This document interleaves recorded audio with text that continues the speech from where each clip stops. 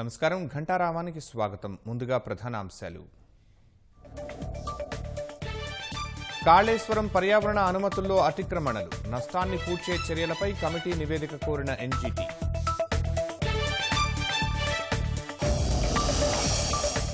రాష్ట్రంలో పలుచోట్ల కురుస్తున్న వర్షాలు, ప్రాజెక్టులకు కొనసాగుతున్న వరద.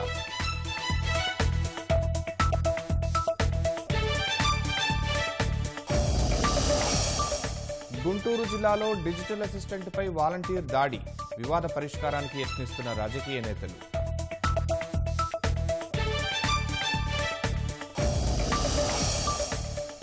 జమ్మూ కాల్పుల్లో మరో ఉగ్రవాది హతం, మిగిలిన వారి కోసం కొనసాగుతున్న ఆపరేషన్.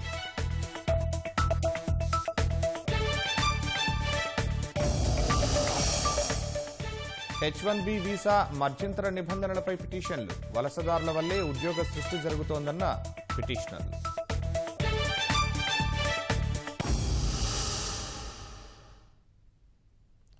కాళేశ్వరం ప్రాజెక్టు పర్యావరణ అనుమతుల్లో అతిక్రమణలు జరిగాయని జాతీయ హరిత ట్రైబ్యునల్ ఎన్జీటీ స్పష్టం చేసింది.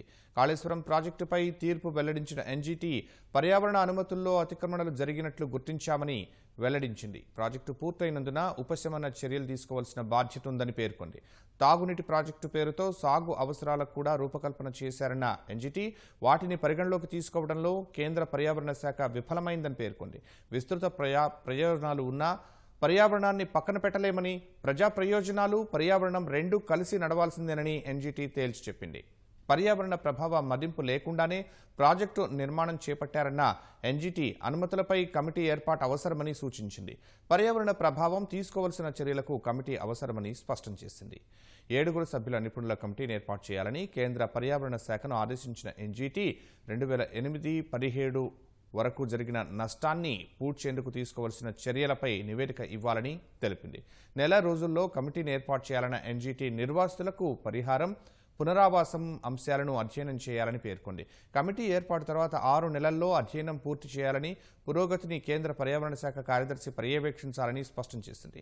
పర్యావరణ అనుమతులు లేకుండా ప్రాజెక్టు విస్తరణపై ముందుకు వెళ్లవద్దని ఆదేశించిన ఎన్జీటీ ఇటీవల అపెక్స్ కమిటీ నిర్ణయం మేరకు డీపీఆర్లు సమర్పించి కేంద్రం నిర్ణయం తీసుకుంటే అభ్యంతరం లేదని అభిప్రాయపడింది.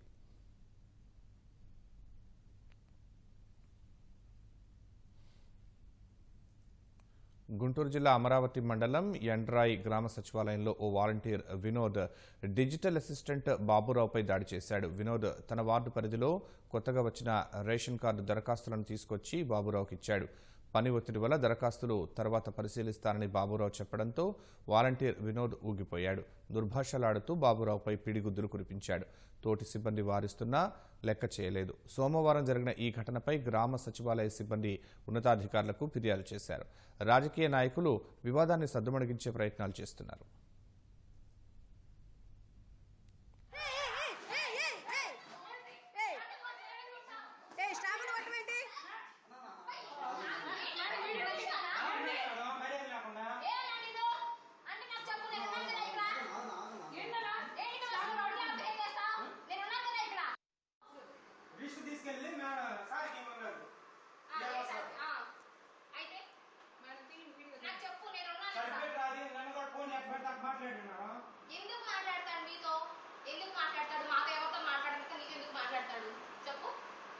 నీకేదైనా ప్రాబ్లం వస్తే నీకు పిఎస్ నేను ఉన్నాను ఇక్కడ, నాతో చెప్పు.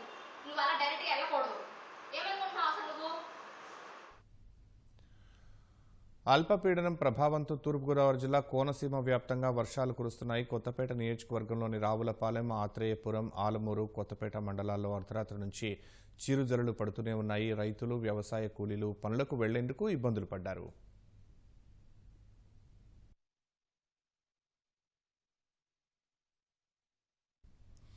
వారం రోజులుగా ఎడతెరిపి లేకుండా కురుస్తున్న వర్షాలకు కృష్ణా జిల్లా గన్నవరం నియోజకవర్గంలో కాలువలు, వాగులు పొంగి ప్రవహిస్తున్నాయి. సుమారు 100 ఎకరాల్లో పత్తి, వరి, కూరగాయల పంటలు నీట మునిగాయి. మర్లపాలెంలోని పొలాల్లో 15 విద్యుత్ స్తంభాలు నేలకొరిగాయి. వారం రోజులు గడుస్తున్నా విద్యుత్ శాఖ సిబ్బంది స్తంభాలను తొలగించడం లేదని రైతులు ఆందోళన వ్యక్తం చేస్తున్నారు.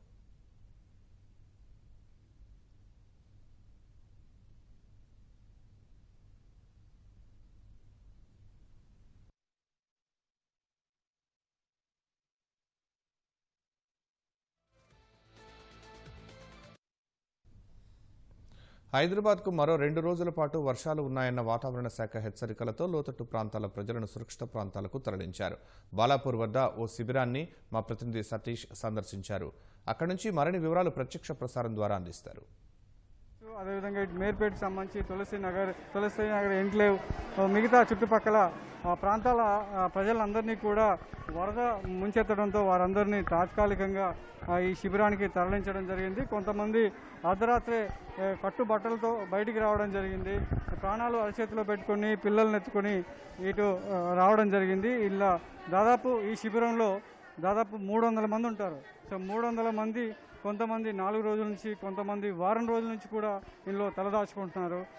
ఎప్పుడు వరద ముంచెత్తడం వల్ల తమ ప్రాణాలు ఎక్కడ పోతాయనే భయంతో వణుకుంటూ పిల్లల్ని సంకనేసుకుని ఈ శిబిరానికి రావడం జరిగింది. కొంతమంది స్థానిక నాయకులు ఈ శిబిరాన్ని ఏర్పాటు చేశారు. అదేవిధంగా మున్సిపల్ సిబ్బంది కూడా ఇక్కడ వాళ్ళకి ఆవాసాన్ని కల్పించి వారికి కావాల్సినటువంటి ఆహారాన్ని అందించడం జరుగుతుంది. అదేవిధంగా అయితే వారం రోజులు అయినప్పటికీ వీళ్ళు తలదాచుకున్నప్పటికీ వర్షం కారణంగా సాయంత్రం అయిందంటే గజగజ చలిలో బతకాల్సినటువంటి పరిస్థితుల్లో వీళ్ళు ఉన్నారు. మొత్తం వాళ్ళ ప్రాంతాన్ని వాళ్ళ ఇళ్ళను అంతా కూడా వరద చుట్టుముట్టేయడంతో దొరికిన అంటే ప్రాణాలతో ఉంటే చాలనుకొని కట్టుబట్టలతో బయటికి రావడం జరిగింది. ఇలా చాలామంది వృద్ధులు పిల్లల్ని వేసుకొని చాలామంది కూడా బయటకు వచ్చారు. వృద్ధుల పరిస్థితి అయితే చాలా చెప్పనక్కర్లేదు. అమ్మ, మీ పేరేంటి, ఎక్కడి నుంచి వచ్చారు? నా పేరు మమత. ఎక్కడి నుంచి వచ్చారమ్మా? బాలాపూర్ చౌరస్తా కింద ఉంటాం, కట్ట కింద సార్. నీళ్ళన్నీ వచ్చినాయి, బాగా ఈడికిడికి వచ్చినాయి నీళ్ళు. ఈడికిడికి రాగానే పిల్లలు బాగా ఒకటేసారి వరదలు రాగానే పిల్లల్ని తీసుకొని బయట పడ్డాము. మా పరిస్థితి అయితే చాలా దారుణంగా ఉంది సార్. మేము ఉండలేని పరిస్థితులు ఉన్నాం. మాకు ఇది ఇచ్చిర్రు, గిన్నెలు ఉంటున్నాం. ఇండ్లు ఉన్నా కానీ కొంచెం ఇబ్బంది ఉంది. పిల్లలకు మాకు చాలా కష్టం అవుతుంది. ఇక్కడ మీకు భోజనం పెడుతున్నారా లేదంటే? సార్ భోజనం పెడుతురు, గోళీలు ఇస్తారు, కానీ పిల్లల కోసం మాకు కొంచెం కష్టం అవుతుంది సార్ పరిస్థితి ఇది. మీరు ఏమైనా వస్తువులైనా తెచ్చుకున్నారా? ఏం లేవు సార్. ఇది ఒక్కటి ఉంది, అన్ని కొట్టుకపోయినాయి. ఇది ఒక్కటి మాత్రము రేకులు ఉంటుంది కదా సార్, రేకులకు బెల్డింగ్ వైర్ పెట్టి ఇది పెట్టినాము. ఇది ఒక్కటి మాత్రం ఉంది నా దగ్గర, ఇంకేం లేవు, ఏమీ లేదు, ఇంకా అన్ని పోయినాయి. ఇదొక్కటి మిలిగినాయి, ఒకటి మా పిల్లలు మిలిగిరు అంతే. అన్ని పోయినాయి, ఏం లేవు సార్. మా పరిస్థితి గిట్లుంది. మళ్ళీ గవర్నమెంటే మమ్మల్ని ఆదుకోవాలని కోరుతున్నాను సార్. ఎక్కడి నుంచి వచ్చారు? మేము ఇక్కడే సార్. లేదు, నా పేరు సునీత సార్. కట్ట కింద ఉంటాం సార్ మేము. మొన్న వచ్చిన నీళ్ళు సడన్గానే వచ్చేసినాయి సార్. ఫ్రిడ్జ్లు పగిలిపోయినాయి, సోఫాలు, పరుపులు, టీవీలు, ఇంట్లో ఏం లేవు, వేసుకోవడానికి ఇవే బట్టల మీద ఉంటున్నాం. రోజు ఇక్కడే మొహం కడుకుంటున్నాము. ఇది ఒక్కరికి ఫంక్షన్ హాల్ వసతి ఒకటి మాకు కలిగించారు. ఇంకా మా ఏరియా కౌన్సిలర్ ఏమో ఇది ఒకటి పెట్టిరు, ఫుడ్ పెడతారు ఇక్కడే. ఇంకా ఇల్లు మొత్తం అయితే ఇల్లు అయితే పనికి రాకుండా అయిపోయాయి అసలు. మీ పేరేంటి? నా పేరు కిష్టమ్మ. ఎప్పుడు వచ్చావు ఇళ్ళకి? మొన్న వచ్చినాం సార్. మొన్న వచ్చినాం, ఇక్కడనే ఇంత పెడితే తింటున్నాం, ఉంటున్నాం. ఇక మరి ఆ నీళ్లు ఎక్కడదన్నాడ మా చేతగాని పానాలకు ఏం చేయాలి? ఎవరు పెట్టేటోళ్ళు లేరు. కొడుకులు ఉన్నారు, వాళ్ళు ఉన్నారు, కానీ వాళ్ళకి పని లేదు, పాట లేదు. ఇంట్లో నుంచి ఉంటున్నావు కదా, నీకు దుప్పట్లు చెద్దర్లు కప్పుకోవడానికి ఏమైనా ఇచ్చారా? భోజనం పెడతారా? ఇచ్చిండ్రు పొద్దుగాలు ఇచ్చిండ్రు సార్. ఇచ్చిండ్రు, మంచిగా దుప్పటి ఇచ్చిండ్రు. ఇక అన్నం పెడుతున్నారు. పొద్దుగాలు ఇంత ఉప్మా ఇస్తుండ్రు, ఇంత నాయట చేస్తున్నారు, ఇంత అన్నం ఇస్తుండ్రు. నాయన తినలేదంటే దేవుడు కూడా మెచ్చాడు. మరి మీ ఇల్లు ఉందా వరదల్లోనే అట్లుందా? నీళ్ళు అట్లనే ఉన్నాయి, ఇంట్లో నీళ్ళున్నాయి, సామాన్ ఉంది, ఏం చేయాలి? మీ పేరేంటమ్మా, ఎట్లా వచ్చారు మీరు ఇక్కడికి? వర్షం పడ్డది సార్, దానివల్ల ఇక్కడ వచ్చేసినాము. అన్ని నీళ్ళలో కొట్టుకపోయినాయి సామాన్ గిట్లా అన్ని. ఇక ఏం లేదని ఇక్కడ ఫంక్షన్ హాల్లో వచ్చినాము. ఒక సార్ మాకు సాయం చేస్తుండ్రు. దానివల్ల చిన్న పిల్లలు ఉండ్రు, పట్టుకొని వానాలు ఇక్కడ వచ్చేసినాము. పొద్దుగాలుగా ఒకసారి మాకు దుప్పట్లు ఇచ్చిండ్రు, ఇంకా అన్నం ఫుడ్ అది ఇక్కడే పెడుతుండ్రు. ఎన్ని రోజులు ఉండాలనో తెలియదు. ఇట్లనే ఇంకా ఏం సాయం చేస్తారో గవర్నమెంట్, కిరాయికి ఇట్లా బతకడానికి వచ్చినాం సార్ మేము ఇక్కడ. ఇంత కష్టాలు వచ్చినాయి సార్. మీ పిల్లలు ఎట్లా ఉన్నారు? అంటే చిన్నపిల్లలు కదా, నైట్ పడుకుంటున్నారా ఈ వాతావరణంలో? వాతావరణంలో చాలా ఇబ్బంది ఉంది సార్. ఎట్లనో ఇక్కడ ఉంటుండము. ఇది ఏం చేయాలి, ఇంకా కష్టం వచ్చింది ఇట్లా సార్. చిన్న పిల్లలు ఉండరుగా, 2 ఉండరు పిల్లల్ని అట్లా పెట్టుకొని ఉంటుండము. ఇంకా చూడాలా సోరు ఇందాక మాకు దుప్పట్లా ఇచ్చిపోయారు. ఏమో ఇంకా ఎన్ని రోజులు పడుతుందో తెలియదు. ఇట్లే ఉండాలి సార్.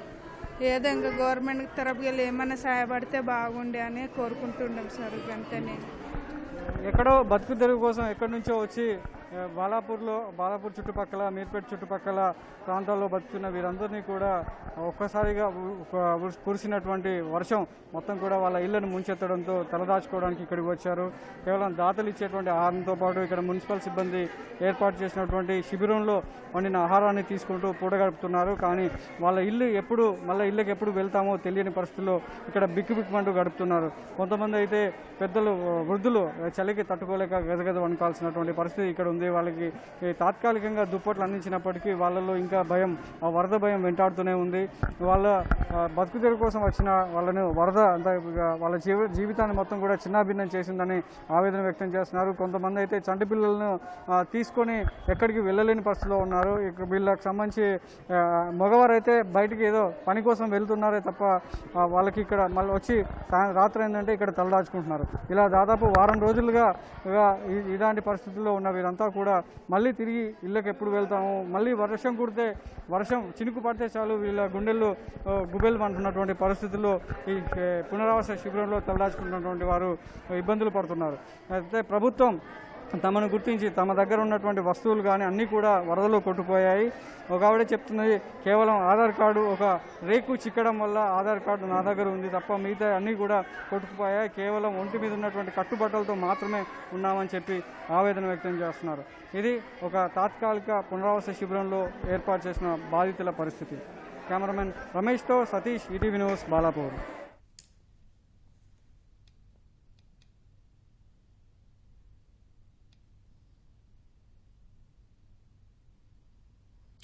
హైదరాబాద్ పాత బస్తీలో వరద తగ్గింది. ఇన్ని రోజులు బురదలో చిక్కుకుపోయిన వాహనాలు బయటపడుతున్నాయి.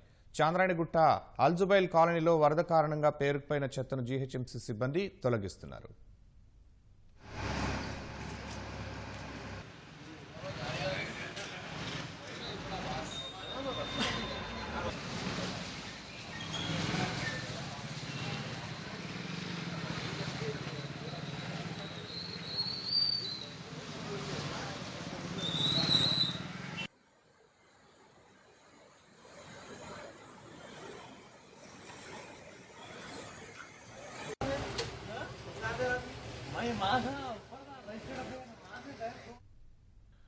పులిచింతల జలాశయానికి ఎగువ నుంచి వరద నిలకడగా కొనసాగుతోంది. 4,89,000 క్యూసెక్కుల వరద ప్రాజెక్టులోకి వస్తుండగా 17 గేట్లెత్తి 4,68,000 క్యూసెక్కులు కిందకు వదులుతున్నారు. విద్యుదుత్పత్తి కోసం 8,000 క్యూసెక్కులు కేటాయించారు. ప్రాజెక్టు పూర్తి సామర్థ్యం 45.77 టీఎంసీలు కాగా ప్రస్తుతం 43.84 టీఎంసీల నీరు నిల్వ ఉంది. ఎగువ నుంచి వరద పెరుగుతున్న వేళ మరికొన్ని గేట్లు ఎత్తుతామని అధికారులు తెలిపారు.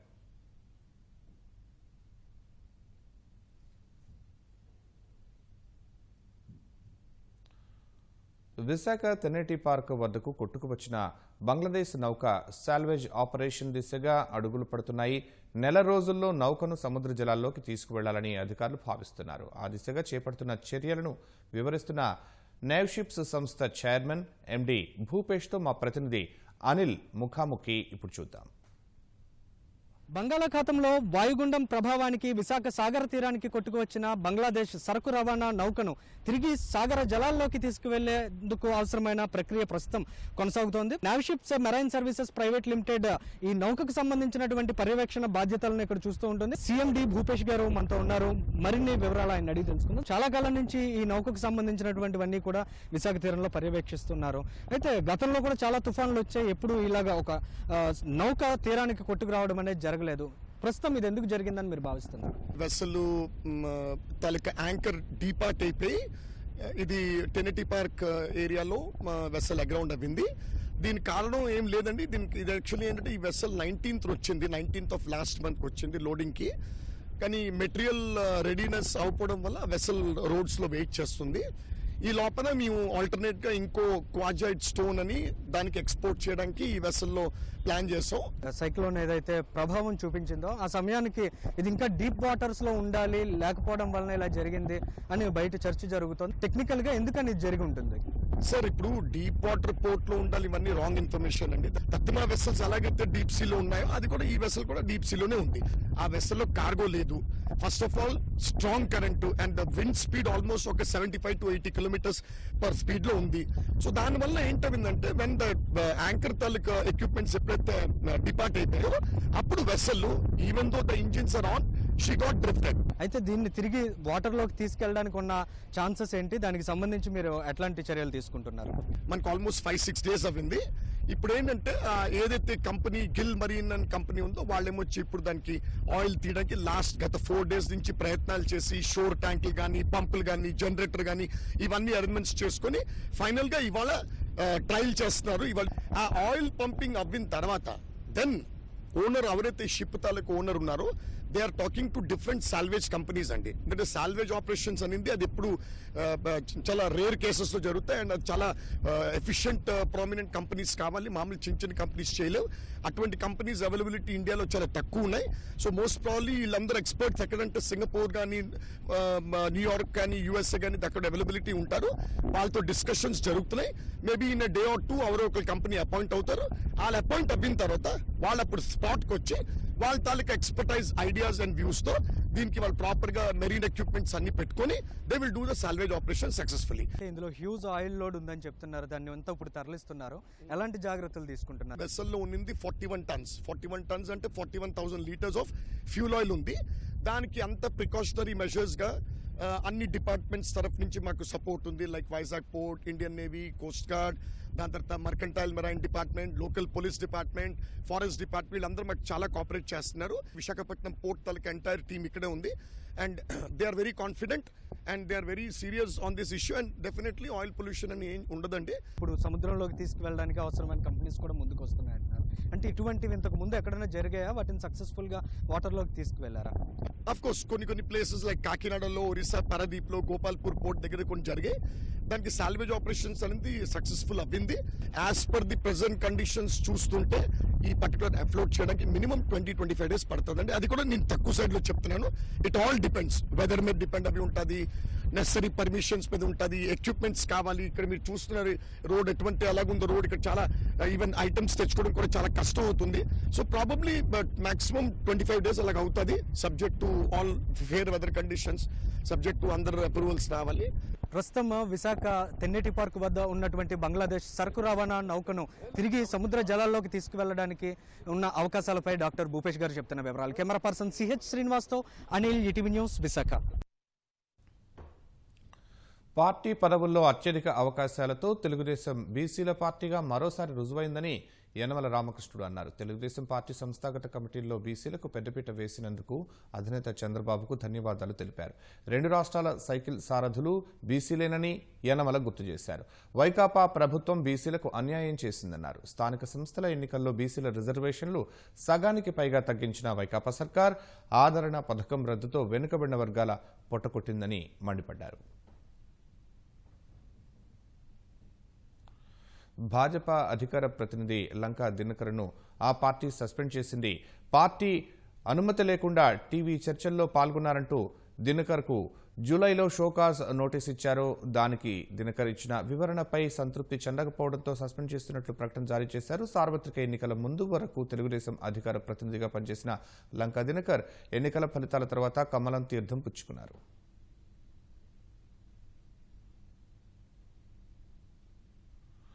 H1B వీసాపై వచ్చే వృత్తి నిపుణుల వేతనాలను పెంచుతూ ఇటీవల అమెరికా కార్మిక శాఖ జారీ చేసిన మధ్యంతర నిబంధనలను సవాల్ చేస్తూ 17 మంది వ్యక్తులు, సంస్థలు కోర్టును ఆశ్రయించాయి. పలు విశ్వవిద్యాలయాలు, ఆసుపత్రులు కొలంబియా జిల్లా కోర్టులో పిటిషన్ వేశారు. H1B వీసాపై వచ్చే వారి వల్ల అమెరికన్లు ఉపాధి పోవటం లేదని, పైగా వారి వల్లే ఉద్యోగ సృష్టి జరుగుతున్నట్లు పలు అధ్యయనాల్లో వెల్లడైందని విషయాన్ని గుర్తు చేశారు. కొత్త నిబంధనల వల్ల విద్యాసంస్థలు, స్వచ్ఛంద సంస్థలు, ఆసుపత్రులు, అంకుర సంస్థలు, చిరు వ్యాపారాలు సహా అమెరికా ఆర్థిక వ్యవస్థలోని ప్రతి రంగంపై ఈ నిర్ణయం ప్రతికూల ప్రభావం చూపుతుందని పిటిషనర్లు హెచ్చరించారు.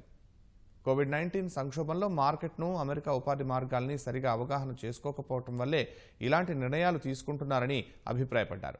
H-1B నిబంధనలను పలు కంపెనీలు దుర్వినియోగం చేసి ఉద్యోగాలను విదేశీయులకు కట్టబెడుతున్నాయనే భావనతో ఉన్న ట్రంప్ ప్రభుత్వం H-1B వీసా నిబంధనలను కఠినతరం చేసింది. H-1B వీసాలతో పాటు విదేశీ కార్మిక కార్యక్రమాల కోసం వచ్చే వారి వేతనాలను పెంచుతూ అమెరికా కార్మిక శాఖ ఉత్తర్వులు జారీ చేసింది. అమెరికా అధ్యక్షుడు డొనాల్డ్ ట్రంప్, డెమోక్రటిక్ పార్టీ అధ్యక్ష అభ్యర్థి జో బైడెన్ల మధ్య చర్చ హుందాగా జరపాలని డిబేట్ను పర్యవేక్షించే కమిషన్ నిర్ణయించింది. ఈ మేరకు నియమ నిబంధనలు మారుస్తున్నట్లు ప్రకటించింది. గత నెల 29న జరిగిన తొలి చర్చలో ఇద్దరు ఒకరికొకరు పరుష పదజాలంలో విమర్శించుకున్న నేపథ్యంలో ఈ నిర్ణయం తీసుకుంది. చర్చ సందర్భంగా ఎలాంటి రచ్చ జరగకుండా, ఒకరి ప్రసంగానికి మరొకరు అడ్డుపడకుండా మైక్ కట్ చేయాలని కమిషన్ నిర్ణయించింది. ఈ నిర్ణయంపై అభ్యంతరం వ్యక్తం చేసిన ట్రంప్ బృందం డిబేట్ కమిషన్ తొలి నుంచి బైడెన్కు లబ్ధి చేకూర్చేందుకే ప్రయత్నిస్తున్నట్లు ఆరోపించింది. అయినా చర్చలో పాల్గొంటామని స్పష్టం చేసింది. అమెరికా అధ్యక్ష పదవికి పోటీ పడే అభ్యర్థులు బహిరంగంగా ముఖాముఖి చర్చించడం ఆనవాయితీగా వస్తోంది. 3 సార్లు జరిగే ఈ చర్చలను కమిషన్ ఆన్ ప్రెసిడెన్షియల్ డిబేట్స్ నిర్వహిస్తుంది. రెండవ చర్చను వర్చువల్గా నిర్వహించాలని కమిషన్ నిర్ణయించగా ట్రంప్ విముఖత చూపడంతో రద్దు చేశారు. ఈ నెల 22న ట్రంప్, బైడెన్ మధ్య తుది ముఖాముఖి చర్చకు రంగం సిద్ధమవుతోంది. చిత్తూరు జిల్లా ఐరాల మండలం పొలకల ఎల్లంపల్లికి చెందిన విష్ణువర్ధన్ పుట్టుక నుంచి ఎదుగుదల లోపంతో బాధపడుతున్నాడు. రాజబాబు, వీణా దంపతులకు జన్మించిన విష్ణువర్ధన్ వైద్య ఖర్చుల కోసం ఇప్పటికే ఆస్తులు అమ్ముకున్నారు. ప్రస్తుతం నెలకు 15,000 చొప్పున ఖర్చు చేసి ఆసుపత్రుల చుట్టూ తిరుగుతున్నారు. ఇంజెక్షన్ వేస్తే తప్ప బాలుడు పైకి లేవలేని జబ్బుతో అవస్థలు పడుతున్నాడు. ఈ బాలుడికి శస్త్రచికిత్స చేయడానికి 25 లక్షల రూపాయలు ఖర్చవుతుందని వైద్యులు సూచించడంతో ఆ తల్లిదండ్రులు అయోమయ స్థితిలో పడ్డారు. దాతలు, ప్రభుత్వం సాయం చేస్తే తమ బిడ్డ బతుకుతాడని ఆ తల్లిదండ్రులు కన్నీరు మున్నీరవుతున్నారు. నా పేరు ఎస్ వేనావతి. మా అబ్బాయి పేరు ఎస్ విష్ణువర్ధన్. మా అబ్బాయికి కొన్ని 7 సంవత్సరాల క్రితం నుంచి ప్రైమరీ ఇమ్యూనోడెఫిషియన్సీ అనే వ్యాధి ద్వారా చాలా ఇబ్బంది పడుతున్నాము. 7 సంవత్సరాల క్రితం నుంచి మేము ఆవులు మేపుకునే వాళ్ళము. పేదరికంలో జన్మించాము. మాకు ఎన్నో ఖర్చులు, అప్పులు చేసుకొని కూడా మా బిడ్డకి ఎక్కడెక్కడో తిరుపతి హాస్పిటల్లో వైద్య రంగానికి చాలా ఖర్చు చేశాము. ఆవులు కూడా అమ్మేసుకొని మా బిడ్డని కాపాడుకునేదానికి తిరుగుతున్నాము. ఎక్కడెక్కడో తిరిగి చేస్తే వేలూరు సిఎంసి హాస్పిటల్లో వాళ్ళు 25 లక్షల రూపాయల వరకు ఖర్చు అవుతుంది ఆపరేషన్కి అన్నారు. దయచేసి మీరెవరైనా కూడా ప్రభుత్వం ద్వారా కానీ దాతలు మీరెవరన్నా మాకు సహాయం చేయవలసిందిగా కోరుతున్నాము. దయచేసి సహాయం చేయండి. దేశంలో కరోనా కేసుల సంఖ్య క్రమంగా తగ్గుముఖం పడుతోంది. గత కొన్ని రోజులుగా కొత్త కేసుల సంఖ్యలో తగ్గుదల కనిపిస్తోంది. నిన్న ఉదయం 8 గంటల నుంచి ఈ ఉదయం 8 గంటల వరకు కొత్తగా 46,791 కేసులు, 587 మరణాలు నిర్ధారణ అయినట్లు కేంద్ర వైద్యారోగ్య శాఖ ప్రకటించింది. అదే 24 గంటల్లో 69,720 మంది వ్యాధి బారి నుంచి కోలుకున్నట్లు తెలిపింది. కొత్త కేసులతో కలిపి దేశంలో మొత్తం వ్యాధిగ్రస్తుల సంఖ్య 75,97,064కి పెరిగింది. కరోనా కాటకు 1,15,197 మంది బలయ్యారు. ఇప్పటివరకు 67,33,329 మందికి వ్యాధి నయం కాగా ప్రస్తుతం 7,48,538 యాక్టివ్ కేసులున్నాయి.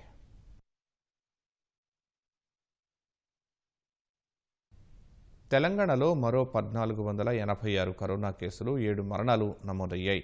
దీంతో ఆ రాష్ట్రంలో ఇప్పటి వరకు కరోనా కేసుల సంఖ్య 2,24,545కు చేరగా 1,282 మంది మృతి చెందారు. తాజాగా కరోనా నుంచి మరో 1,891 మంది బాధితులు కోలుకోగా ప్రస్తుతం 20,686 యాక్టివ్ కేసులు ఉన్నాయి. జీహెచ్ఎంసీ పరిధిలో మరో 235 కేసులు, రంగారెడ్డి జిల్లాలో 112 కరోనా కేసులు నమోదయ్యాయి.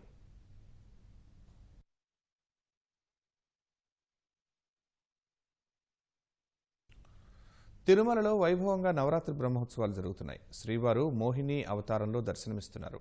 ఈ రాత్రి గరుడ వాహనంపై తిరుమలేశుడు దర్శనమివ్వనున్నారు. ఈ రాత్రి 7 గంటలకు గరుడ సేవ ప్రారంభం కానుంది.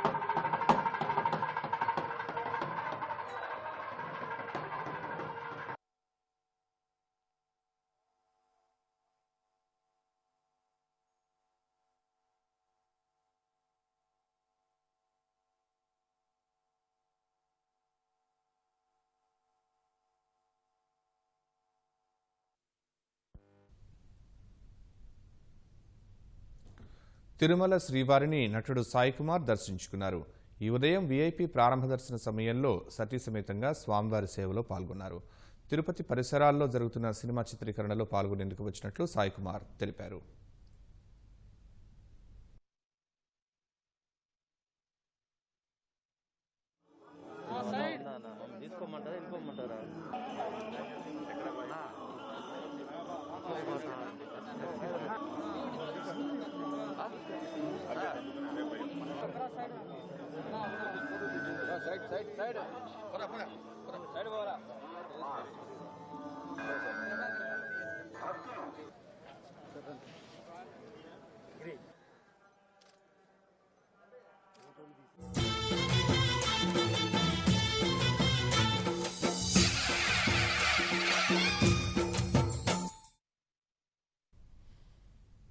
శరన్నవరాత్రి ఉత్సవాల్లో భాగంగా బెజవాడ దుర్గమ్మ అన్నపూర్ణాదేవిగా దర్శనమిస్తున్నారు. అమ్మవారిని ఎరుపు, పసుపు, నీలం రంగు దుస్తుల్లో అలంకరించారు. ఎడమ చేతిలో బంగారు పాత్ర, మరో చేత్తో వజ్రాలు పొరిగిన గరిటె పట్టుకుని భక్తులను అనుగ్రహిస్తున్నారు. ఆది భిక్షువైన ఈశ్వరుడికి భిక్ష పెట్టిన దేవతగా అన్నపూర్ణాదేవిని కొలుస్తారు. అమ్మవారి దర్శనానికి పలు ప్రాంతాల నుంచి భక్తులు తరలివస్తున్నారు. కోవిడ్ నిబంధనల దృష్ట్యా రోజుకు 10,000 మందినే దర్శనాలకు అనుమతిస్తున్నారు. లక్ష కుంకుమార్చన, చండీ హోమం తదితర సేవలను పరోక్ష విధానంలో నిర్వహిస్తున్నారు.